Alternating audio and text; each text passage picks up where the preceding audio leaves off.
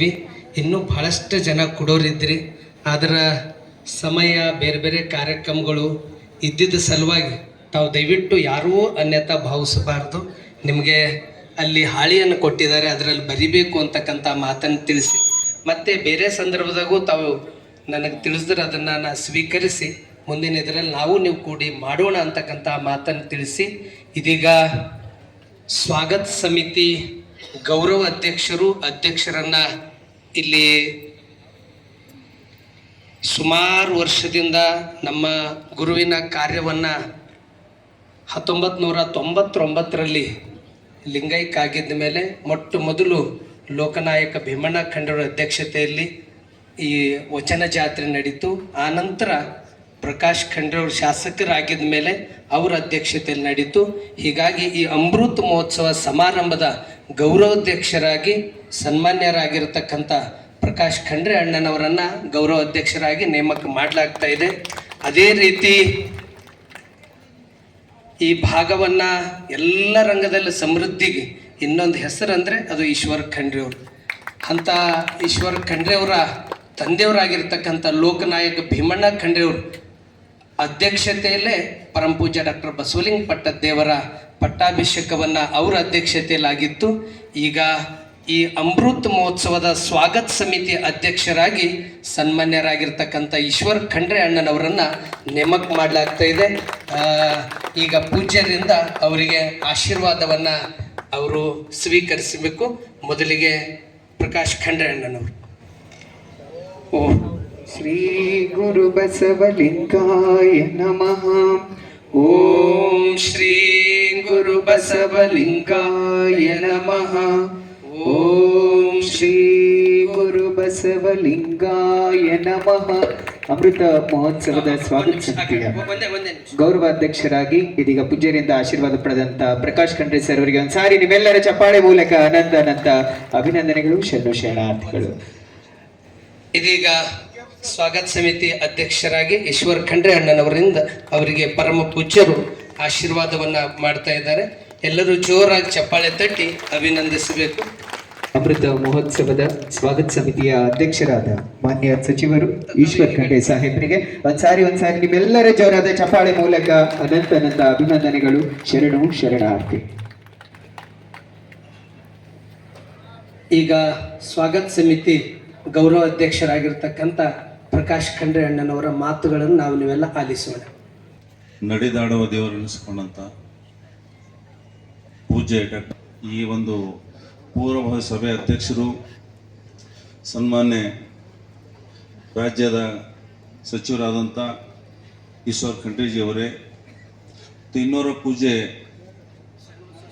ಶರಣಬ ಸ್ವಾಮಿಯವರೇ, ಹಾಗೂ ವೇದಿಕೆ ಮೇಲೆ ಉಪಸ್ಥಿತರಾದಂಥ ನಮ್ಮ ಬಾಬು ವಾಲಿಯವರೇ, ಮಹಾರಾಷ್ಟ್ರದ ಶಿವಾನಂದ್ ಅವರೇ, ನಮ್ಮ ಪುರಸಭೆ ಅಧ್ಯಕ್ಷಣಿಯವರೇ, ಉಪಾಧ್ಯಕ್ಷ ರಾಜಭವನ್ ಅವರೇ, ಮತ್ತು ವಿಶೇಷವಾಗಿ ಉಪಸ್ಥಿತ ಎಲ್ಲ ಪೂಜ್ಯರ,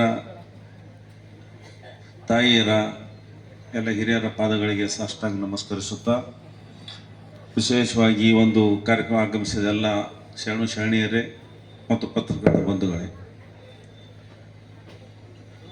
ನಿನ್ನೆ ಪೂಜೆ ಗುರುಬಸವ ಪಟ್ಟಿದ್ದವರು ನಮಗೆ ಫೋನ್ ಹಚ್ಚಿದಾಗ ಭಾಳ ಖುಷಿ ಆಯಿತು. ಯಾಕಂದ್ರೆ ನಾವೇ ಎಲ್ಲರೂ ಹೇಳಬೇಕು, ಆದ್ರೆ ನಮ್ಮದೇನದ ನಮ್ಮದೇ ವೈಯಕ್ತಿಕ ಒತ್ತಡನಲ್ಲಿ ನಾವೇನು ಹೇಳಕ್ಕೆ ಆಗಿಲ್ಲ ಅಂತ ಅನಿಸ್ತದ. ಬಸವಲಿಂಗ ಪಟ್ಟಿದ್ದವರು ಈ ಒಂದು ಅಮೃತ ಮಹೋತ್ಸವ, ಅದು ವಿಶೇಷವಾಗಿ ಅವ್ರದ್ದು ಹುಟ್ಟಿನ ಅಮೃತ ಮಹೋತ್ಸವ ಇಲ್ಲಿ ಇಲ್ಲ. ಅನಾಥ ಮಕ್ಕಳ ದಿನದ ಪ್ರತಿ ವರ್ಷ ಯಾವ ಥರ ಅನ್ನೋದವರು ಅನಾಥ ಮಕ್ಕಳನ್ನದ ಒಂದು ದಿವಸ ಮಾಡ್ತಾರ.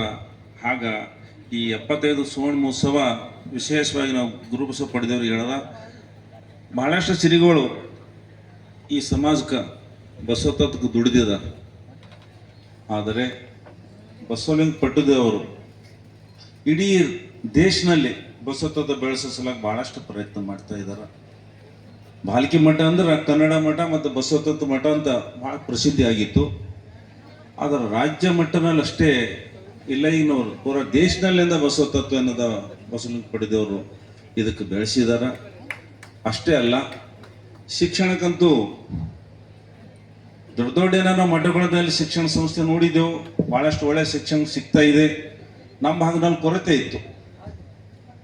ಹಿಂದೆ ಯಾವ ಥರ ಡಾಕ್ಟರ್ ಚನ್ನಬಸವ ಪಟ್ಟದೇವರು ಶಾಂತಿಯವರ ಶಿಕ್ಷಣ ಸಂಸ್ಥೆ ಹೊರಗಡೆ ಏನದ ಉರ್ದು ಬೋರ್ಡ್ ಹಚ್ಚಿ ಒಳಗಡೆ ಕನ್ನಡ ಕಲಿಸಿ ಈ ಭಾಗಕ್ಕೆ ಶಿಕ್ಷಣ ಏನದ ಕೊಡೋಂಥ ಪ್ರಯತ್ನ ಮಾಡಿದರು. ಅದರ ಮುಂದೆ ಈ ಒಂದು ಕಾಂಪಿಟೇಷನ್ ಯುಗನಲ್ಲಿ IIT ಆಗಲಿ, MBBS ಆಗಲಿ, ಇಂಜಿನಿಯರಿಂಗ್ ಆಗಲಿ ಅಂತ ದೊಡ್ಡ ದೊಡ್ಡ ಏನದ ಕೋರ್ಸ್ಗಳು ನಮ್ಮ ಭಾಗಕ್ಕೆ ಭಾಳ ಆಸಾನಾಗಿ ಭಾಳ ಈಸಿಯಾಗಿ ಏನದ ಸಿಗ್ತಾ ಇದೆ. ಅದಕ್ಕೆ ಬಸವಲಿಂಗ ಪಡೆದವ್ರು ಭಾಳ ದೊಡ್ಡ ಪರಿಶ್ರಮ, ಪ್ರಯತ್ನ ಮತ್ತು ಕೊಡುಗೆ ಇದೆ. ಅದು ವಿಶೇಷವಾಗಿ ಅವ್ರ ಮನೆ ತಂದಿದ್ರು ಭಾಳ ಬಡವರಿದ್ದರು. ಶಿಕ್ಷಣಕ್ಕೂ ಭಾಳಷ್ಟು ಏನದ ಶ್ರಮಪಟ್ಟು ಶಿಕ್ಷಣ ಏನದ ಮಾಡಿದ್ದಾರೆ. ಅದು ಮಠಕ್ಕೆ ಏನದ ಪಟ್ಟಾಧಿಕಾರಿ ಆಗಿ ಬಂದ ನಂತರ ಭಾಳಷ್ಟು ಅವ್ರೇನದ ಇಲ್ಲಿ ಪ್ರಯತ್ನ ಮಾಡಿ ಭಾಳಷ್ಟು ಶ್ರಮ ವಹಿಸಿ ಈ ಬಾಲ್ಕಿ ಮಠ ಇಡೀ ಏನದ ದೇಶದಲ್ಲಿ ಏನದ ಇವತ್ತು ಬಸವ ತತ್ವದ ಮುಖಾಂತರ ಏನದ ತೋರಿಸ್ಕೊಟ್ಟಿದ್ರು. ಮತ್ತು ಶಿಕ್ಷಣ ಏನದ ನಾವು ಈ ಭಾಗಕ್ಕೆ ಭಾಳಷ್ಟು ಏನದ ಶಿಕ್ಷಣ ಒಳ್ಳೆ ರೀತಿ ಇಲ್ಲ ಅಂತ ನಮಗೂ ಅನಿಸ್ತಾ ಇತ್ತು. ನಾವೆಲ್ಲ ಒಯ್ದು ಗುಲ್ಬರ್ಗನಲ್ಲಿ ಅಪ್ಪಾಜಿನ ಸ್ಕೂಲ್ನಲ್ಲಿ ಹೋಗ್ತಿದ್ದೆವು, ಹೀಗೆಲ್ಲ ಅಲ್ಲಿ ಓಡಾಡ್ತಾ ಇದ್ದೆವು. ಆದ್ರೆ ಇಲ್ಲೇ ಏನದ ಇಂಥ ದೊಡ್ಡ ಏನದ ಶಿಕ್ಷಣ ಒಳ್ಳೆ ಶಿಕ್ಷಣ ಸಂಸ್ಥೆ ಏನದ ಅಪ್ಪುಗಳೇನು ಮಾಡಿದ್ದು ಇದು ಭಾಳ ದೊಡ್ಡ ಏನದ ಶಕ್ತಿ. ಹಾಗಾಗಿ ಅದ್ರ ಜೊತೆ ದಾಸೋಹನ ಏನದ ಅಪ್ಪುಗಳೇನದ ಭಾಳ ದೊಡ್ಡ ಪ್ರಮಾಣದಲ್ಲಿ ನಡೆಸ್ಕೊಡ್ತಾ ಇದ್ದಾರೆ. ಅದ್ರ ಬಸವಲಿಂಗ ಪಡೆದೇವರು ಅವ್ರ ನೆರಳಿಗೆ ಅವ್ರೇನದ ಹೆದರ್ತಾರಂತ ಈ ವೇದಿಕೆ ಮ್ಯಾಗ ಮಾತಾಯಿತು, ಹಂಗಲ್ಲ. ಅವ್ರು ಭಾಳ ದೊಡ್ಡ ಶಕ್ತಿ ಇದೆ ಅವ್ರ ಬಳಿ. ಅವ್ರ ನೆರಳಿಗೆ ಅವ್ರ ಅಂಜಾ ಪ್ರಶ್ನೆ ಬಂದಿಲ್ಲ.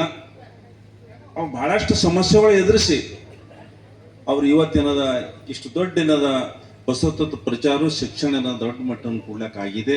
ಹಾಗಾಗಿ ಅವ್ರ ಹೃದಯ ತಾಯಿ ಹೃದಯ, ಅವ್ರ ಮನಸ್ಸು ತಾಯಿ ಮನಸ್ಸು, ಅವರೆಲ್ಲರಿಗೂ ತೊಗೊಂಡು ಹೋಗ್ಬೇಕು. ಸಮಾಜ ಒಂದಿರಬೇಕು.